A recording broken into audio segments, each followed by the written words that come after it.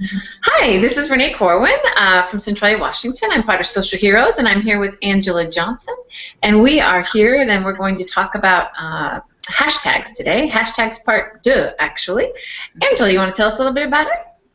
All right, so in part one, part uno, Keith Winelski and I talked about hashtags and what is a hashtag.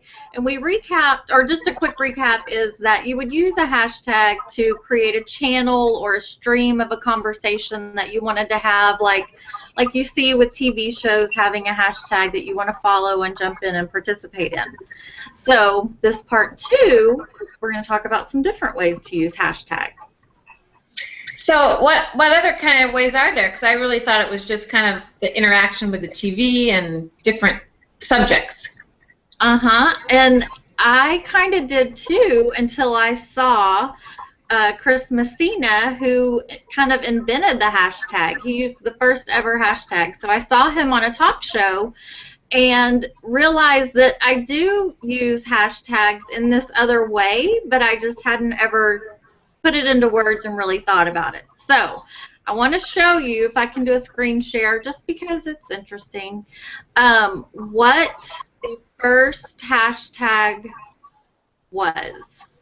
Oh my goodness, it just did that weird thing. Technical difficulties going live. All right, here we go. This was the first ever hashtag by Chris Messina. And there weren't that many people on Twitter, and he asked, how do you feel about using the # for groups, as in hashtag bar camp as a message? So he was kind of talking about what we talked about in part one, where you're in a group and you want to communicate with each other, so you're going to use a hashtag to be able to follow the channel.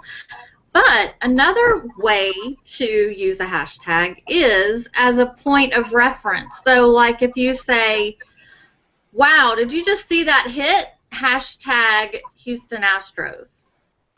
So that people say, oh, you're at an Astros game. Because you only have 140 characters, and that's how you can use them. I have a couple of examples, too, just to show you. And this is an example of a couple of different things. This is Joel McKinnon, who's a social hero with us.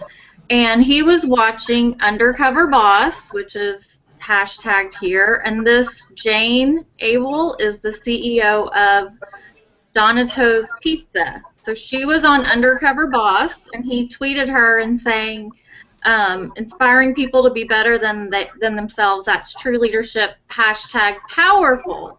So he's using a hashtag to show emotion and express emotion because you only have 140 characters. Does that make sense? Yeah, that's kind of cool. And so that instead of saying that is a really powerful thing that I just saw, he just reduced it to hashtag powerful. Exactly. And just a tip too, don't ever, for our viewers, don't ever start talking in hashtags because you'll never be able to stop. Hashtag we've done that before. Hashtag other people hate it. So true. And it gets addicting also. So you were saying something about geographical areas, or what was that you mentioned before? I don't know if I mentioned geographical areas, but let's see what's next on my little, whatchamacallit, list here. Okay, so this is another example of a reference. So if you didn't see Keith, if he didn't have this hashtag iPad Air, this tweet would make no sense. Yay, the Best Buy store manager just handed me my golden ticket. Like, what in the world does that mean? But then when I saw that this morning, Angela, and I thought he was talking about Charlie and the Chocolate Factory. Exactly, until you saw the hashtag, right? Right. So that's the point of context that you're establishing, so people know what in the world you're talking about. Then another way that you can use hashtags is to show emotion. And a really popular one, actually, that is really turning into part of our language is hashtag fail. So instead of saying, like you were saying earlier, instead of, because you only have 140 characters on Twitter, you can't go on and say how disappointed you are in someone's service because blah, blah, blah, blah, blah. You just say hashtag fail, and it's like, oh, everybody knows that that was really bad. So in this one, Renee, I don't think you've been part of this whole conversation that I've had with Yahoo. But their customer service handle is Yahoo Care. And what's happening with me is I claimed my Yahoo local page years ago, 3 or 4 years ago. I have it super customized, and then all of a sudden another farmer's agent started his information from Missouri, name, address, everything shows up with my picture. And the link is Angela Johnson Insurance. So I have not been able to resolve it. I tweeted them on Saturday. They never responded. And then I'm just so frustrated that I created my own hashtag, which is Yahoo doesn't care.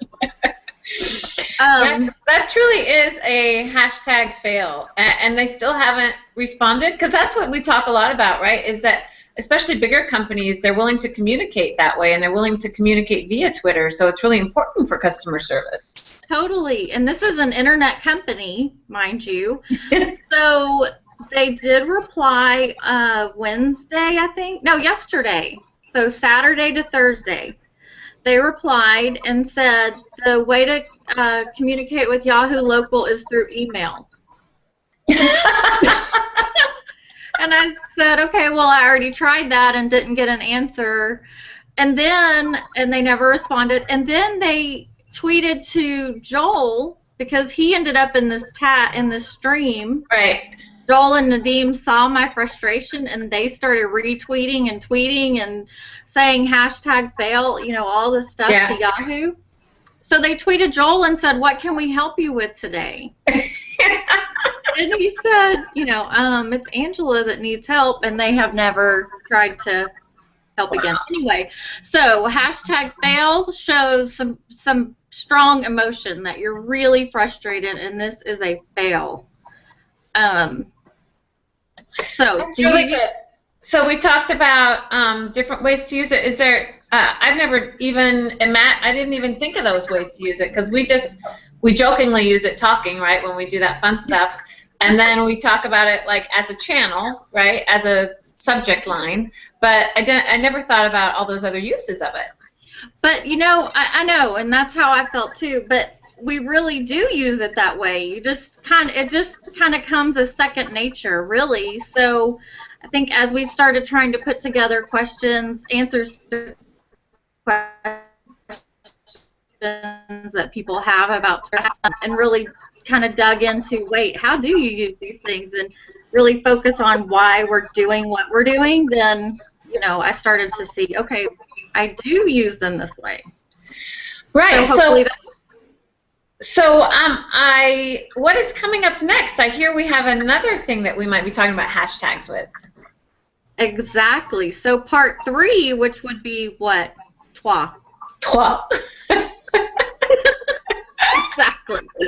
So what is a hashtag part 3 is the most important, which is coming up in the next couple of weeks. How can your business use hashtags? So it's great that you understand what they are, give it some practice, try it out between now and then in our next hangout about hashtags, we're going to show you how to use them for your business, to brand yourself, to get new customers, things like that. That's really cool, because really Twitter is fun to use, and we've all used it for fun and kind of, just kind of waded our way through this. But really, the true sense is to use it for business and to really push that. So I'm excited to do that one, or to hear it. And especially now that there's hashtags on Facebook and Instagram, it's not just Twitter, so it applies to everywhere, and we need to monetize this fun now for our business. I agree. Okay, well, thanks, Angela, for hanging out with me today. Thanks, Renee. See And you later. Yep, see you later. Bye. Bye.